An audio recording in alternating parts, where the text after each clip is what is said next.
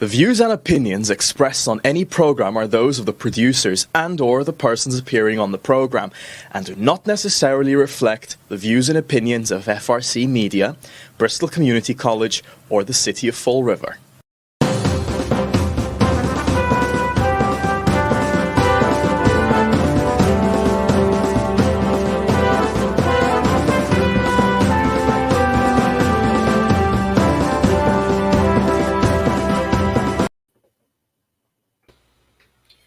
Well, hello. Welcome to Spindle City Straight Talk. I'm Chip. And I'm CJ.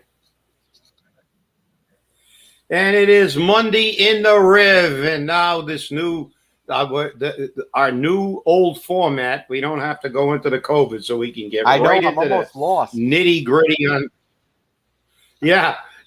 On the heels of the weekend flush, we fly into the Monday show. Well, I really liked your quote at the beginning of the of the weekend flush from Plato. One of the penalties for refusing to participate in politics is that you end up being governed by your inferiors. So that's really, it was amazing that all those years ago, Plato and Socrates and Aristotle, already knew about politics and what an absolute crap show it is. And it's funny, you not only get governed by your inferiors grind you into dust, take all your money away from you, and make you a third-class citizen, not even a second-class citizen. So I thought that was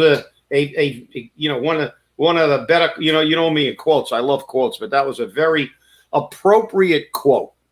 I thought it was, and I like you now. I'm getting very much into quotes. As you know, every week there's two quotes in the weekend flush. It started out with one, and I figured if I was going to talk a little bit about election season and what politicians are doing, let's call them out for what they are. So, yeah, it was nice. Yeah, well, it makes sense, and then you started off with, then of course you have to mention shots fired again. There's our politicians in action again. Shots fired again in Fall River, and it really doesn't. Nobody's making any comments. Nobody. They're burying it again, like the superintendent of schools report. They try to suppress as much as they can and poo-poo it away. Oh, we don't have a gang problem. Really? We don't have a gang problem. Oh, it's not that bad. I mean, it's not that bad. Well, apparently they don't know how these gang things work. Because they're not shooting everybody in the middle of the street today doesn't mean we don't have a gang problem. What it means is that the gangs are doing pretty well and are keeping themselves busy selling drugs and all their other criminal enterprises, because that's what gangs do today. But the problem with gangs is this isn't 1960, when 50s and 60s, when they had those gang movies, Rumble on the Docks and stuff, and kids with teenage gangs, and then they left. These are criminal enterprises, and what happens is, all of a sudden, out of the clear blue sky, there's a turf war, or there's a one gang disrespects another gang, and the bodies start dropping, and that's the problem. And it just boggles my mind when I watch the way they handle this stuff. They've been doing this since the Lambert administration. It's always, I don't care what anybody says, Fall River's wonderful, even though we're number one in crime. Oh, we got the gang problem. Oh, we don't really have one, but it's not that bad. And look, we've only had a few people shot, so what's the big deal? It's obviously they don't understand when these things erupt. They erupt with violence, and they erupt quickly. And it's not minor violence. Somebody gets shot. You remember a few years ago we had that motorcycle gang beef, and somebody got shot in the parking lot, got shot in the head, and it's like, and what happens when and what happens to this city when other gangs begin to move in? Because they see this city's a big market, a lot of drugs in this city, and everybody knows it. So they're saying, well, maybe we're going to go grab a piece of that action, and they're going to come in, and there's going to be turf wars, and there's also wars of disrespecting gangs. They have their own code, and And that's the problem. It's apparent that some of these people that talk like this have no idea that when the crap hits the fan, there's going to be bodies dropping like there was at Griffin Park. I agree with you 100%. And I think that one of the things that, I've been discussing with other talk show hosts like Gene and even Mr. Higgins is the fact that we believe that this summer, because we're already seeing it start, we're going to have a higher number of shootings than we've seen before. We're going to see more violence over this summer than we've seen in the previous 5 or 6 years, or maybe even more. So I'm hoping we're wrong, but the way it's looking, it's pretty much going that way. Yeah, you're right. It's ironic that the way they look at this stuff. It's like they're ass backwards. They think if they leave it alone, it'll go away. We're not talking about a zit here. You're talking about a malignancy. You leave it alone, it grows. If you don't aggressively go after the gangs to try to eliminate the problem and eliminate the gangs, or at least know everything you can about the gangs so you can maybe do something preemptively, the reality is all you're doing is letting them grow unfettered. You're just letting the gangs get more and more powerful and more entrenched. And we, the people, will suffer the consequences. Well, we're suffering the consequences with the current administration with more taxes and more fees. And I mean, that doesn't kill you, but it can make you homeless. And then you'll be fighting for your life on the street. You'll be fighting for, a loaf of bread or a slice of cheese. It's getting to the point where, people are debating on whether they can live in Fall River. And maybe that was the whole plan. Maybe it was the plan to get people who could not afford the rents and could not afford to live in Fall River to move out so that the gentrification can happen. And we make Fall River the Newton that they want it to be. Okay?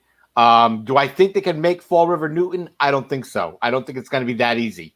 I think it's going to be a lot harder than they think, because people in Fall River are not educated enough for the jobs that would create a Newton. Because to create a Newton, everyone in this city is going to have to be making over $100,000 a year. The median income in this city would have to be $100,000 just to make Fall River Newton-esque. I like that, Newton-esque. Yeah. But it's getting to be crazy. It's getting to be crazy, like I said. Well, you're right, CJ. You're right. Listen, I'm ballparking here, but I got a pretty good head for figures, and I got a pretty good memory.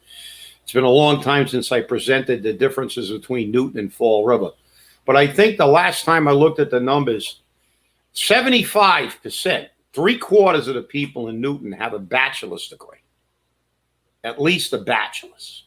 They have a college degree from a 4-year institution.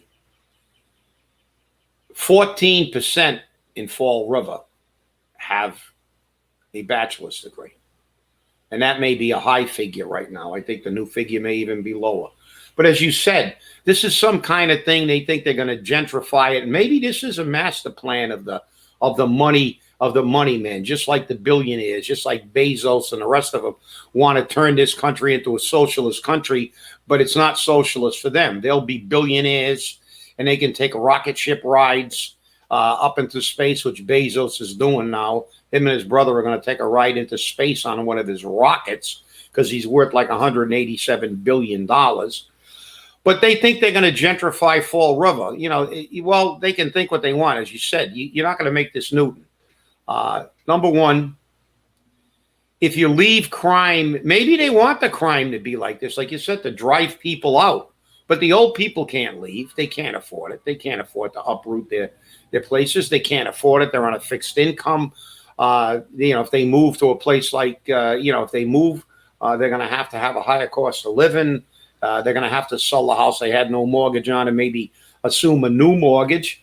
But, the reality is you're not going to just eliminate the crime. Maybe it's their plan.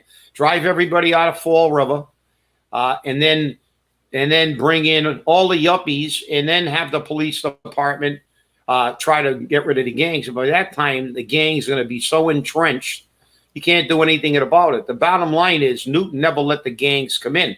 They had a population, and they had a population where there were no gangs, because everybody there, virtually 100% of the people have a high school diploma, and 75% of them have a bachelor's degree. The thing about Fall River is it's never going to happen. You have to deal with what the cards you dealt. This city, half of the people don't even have a high school diploma. And, we have a high population of people who are in a lower socioeconomic level. They have to take the lowest wage jobs. Doesn't make them bad people, a lot of good people. But the fact is that that's what you have in Fall River. You don't have, if you look at Newton's population, what's Newton's population? Newton's population are all college professors, high-tech people that have all got extremely high six-figure jobs who leave the city to go to their bedroom community. Newton is a bedroom community of it's just like and I know you've been there, CJ, just like the surrounding areas of Washington, D.C., yep, where all the government bureaucrats who are making obscene money for doing nothing go fly back to at night. Because 99% of the people who work in Washington do not live in Washington, D.C. The population is more akin to Fall River. And that's what you have. So, all these people got grandiose ideas, but they're the big money men who don't even live in Fall River for the most part. And therein lies the problem. Well, and, when we look at what goes on in other states, in other communities, we don't have to look very far in our own state to see where the corruption is, where the gangs are, where the drugs are, what cities.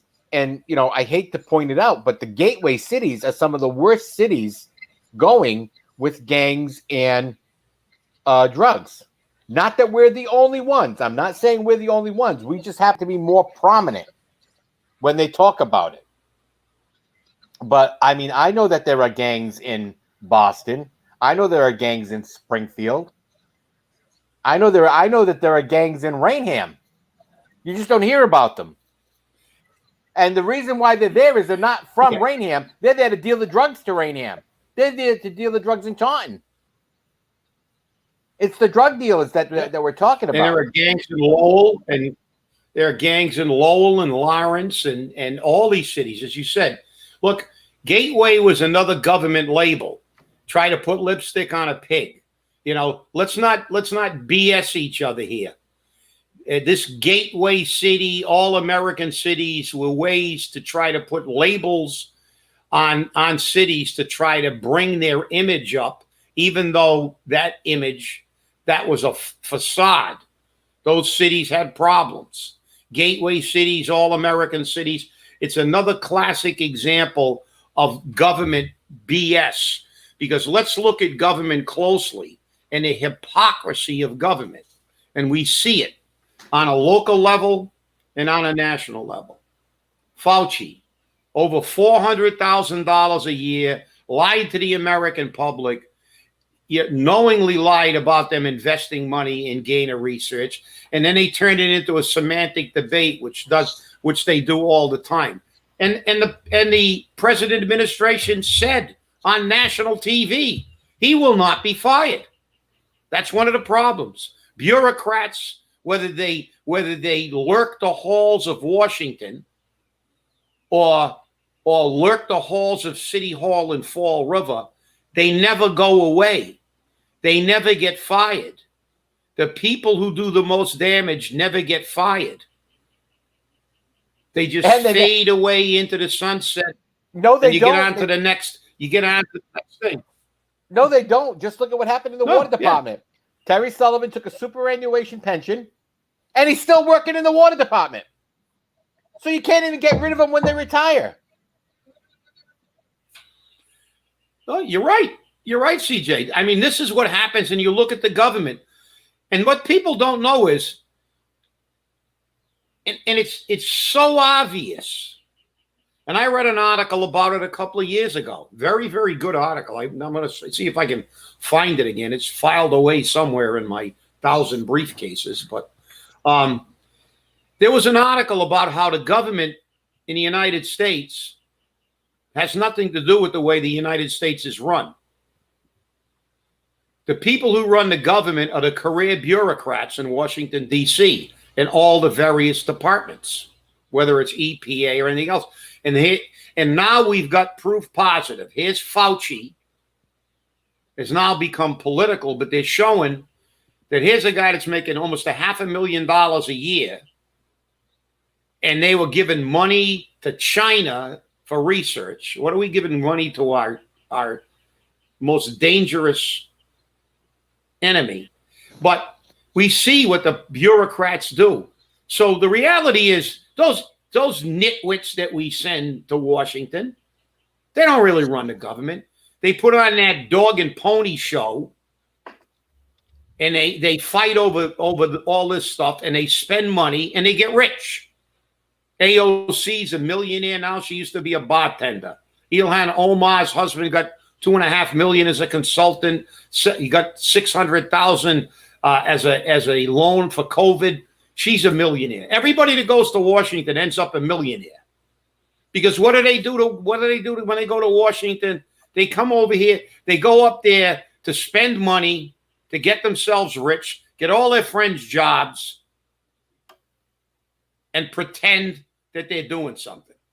And the reality is the bureaucracy and the money men run the government. The long-term employees like Fauci in every department, they're the people who run the government day to day. They're the ones who run the United States. And they, no matter how bad they screw up, unlike you, they never get fired. As a matter of fact, most of the time it's like Fall River. They not only don't get fired, they get a pay raise. Of course. So, God forbid. That's the way it is. Yeah, God forbid anybody gets fired. They'll fire the peons. Don't get me wrong.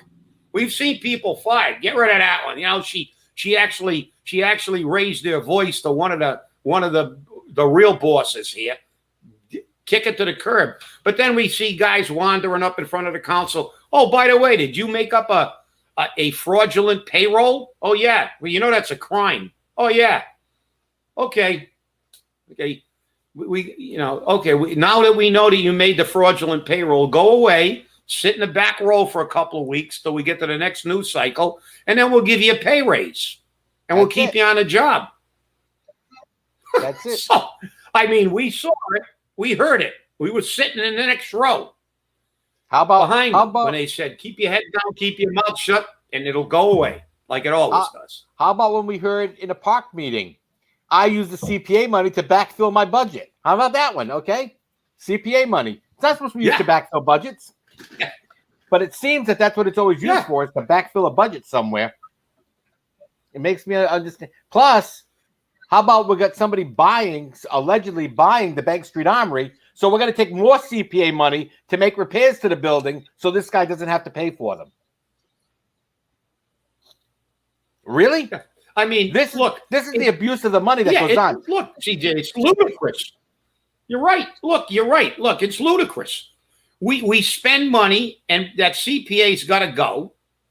And we spend money, we backfill budgets, which, by the way, is illegal. That's not what the CPA was designed for. That's right. It's also illegal to use snow removal money for something else. But you're right, CJ. The thing is that no matter what they do, even when it's criminal, it's above malfeasance, which is a crime too. But the fact is that no matter what they do, they never get fired. They never go away. And the rich keep getting richer and the poor keep getting poorer. And they drive anybody that can move out of Fall River fundamentally is moving out of Fall River unless they're actually part of the problem.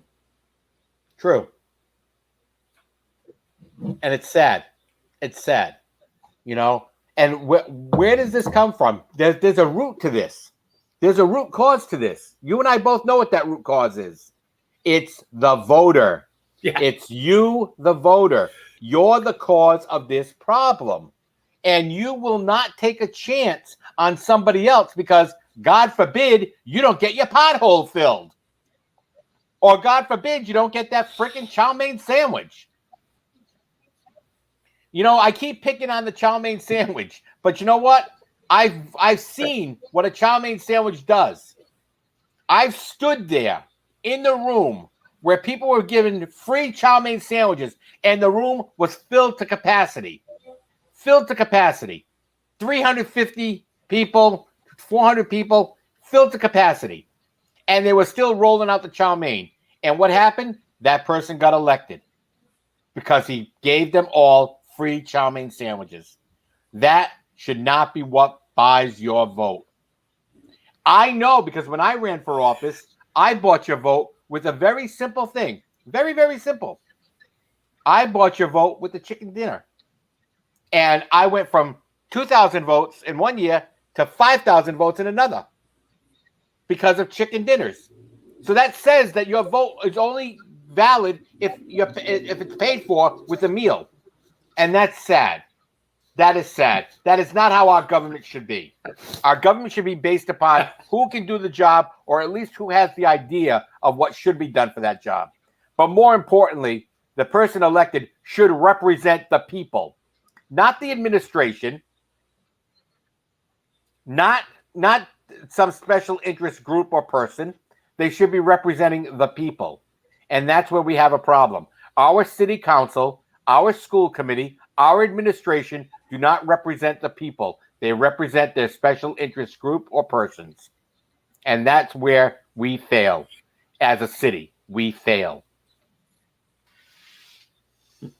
Well, winner, chicken dinner. That's it, CJ. You got it on the head. But look, the only positive we have here now is it's an election year, and we have an opportunity. The sad commentary is that the people who are affected the most by what they do to this city are the people who participate the least. And I don't blame them in a lot of cases. They're too busy trying to eke out a living, trying to make enough money to make rent, feed themselves, and get a car that can run for more, can go more than 3 miles without breaking down. I understand that, but they have to realize that we have to take the time. You have to get involved. And this is the key. We have an election coming up, and let's see if the 4 people who knowingly covered up and protected a serial predator in the school department get reelected. And I will say probably most of them will, if not all of them will, because it's unfortunate because, as you said, people just don't pay attention. The problem is that it's kind of like water seeks its own level. And what happens is they drive all the people what they've done is in every state, they drive everybody out who can get out. And you're left now without a majority to change anything. And then you're subject to, it's like the federal government now. They're sending Kamala at some point in time. I saw her plane had trouble to Guatemala, and the massive pile of bull that they're sending her down there for.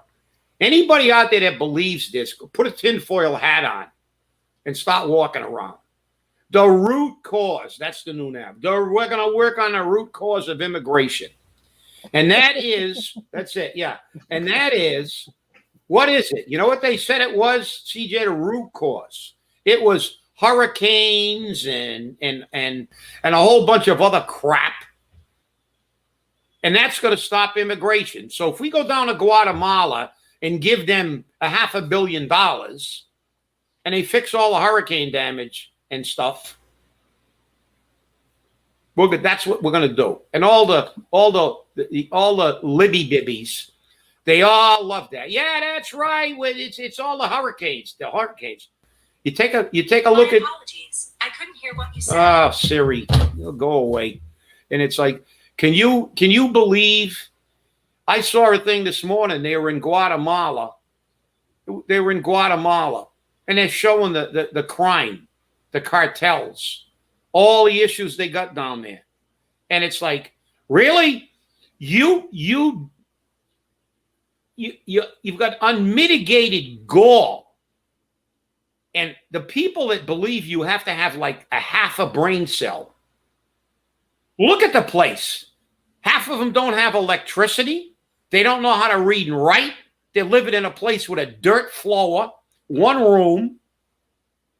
You think if you fix the hurricane damage, they're going to stay there? Their lives are in jeopardy every day from drug cartels. There's murders in the streets every day. You think if we give them money to fix their infrastructure, that's going to stop these people from trying to get here? Are you people really serious?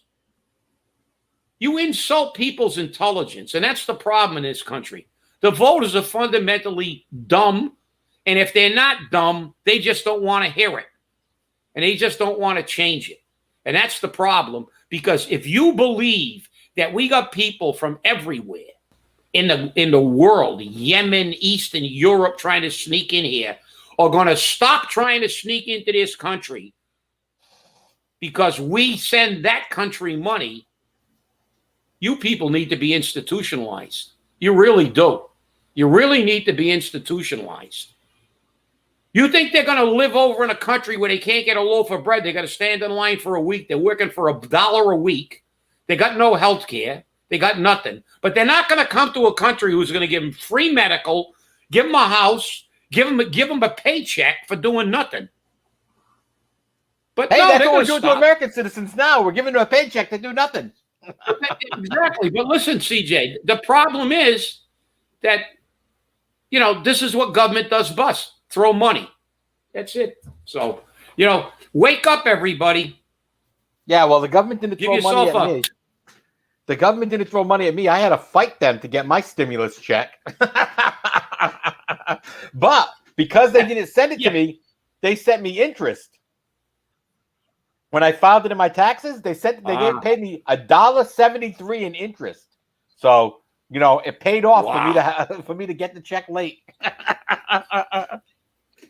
Unbelievable. But people are still complaining. I mean, you've got people in what I would classify as a third world country.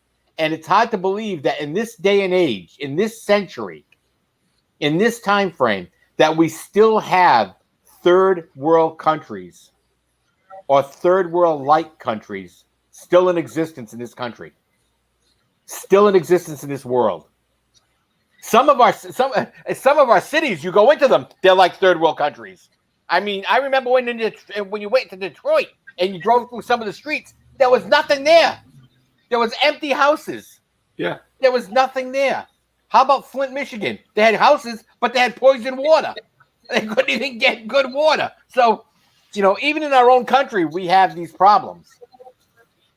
And maybe it's time that we start fixing our problems before we start stepping up to fix others. If our country was fine and our country was doing a great job, I would not have a problem with helping another country. But right now, we can't even take care of ourselves. So why are we going to take care of somebody else? That's the question. Oh, well, what can I say? Well, you're right, CJ. You're right. Just about out of time. So if you got a last comment, make it quick. Yeah, well, just remember, Jeff Bezos wants to tell us how to run this country. He's got $187 billion.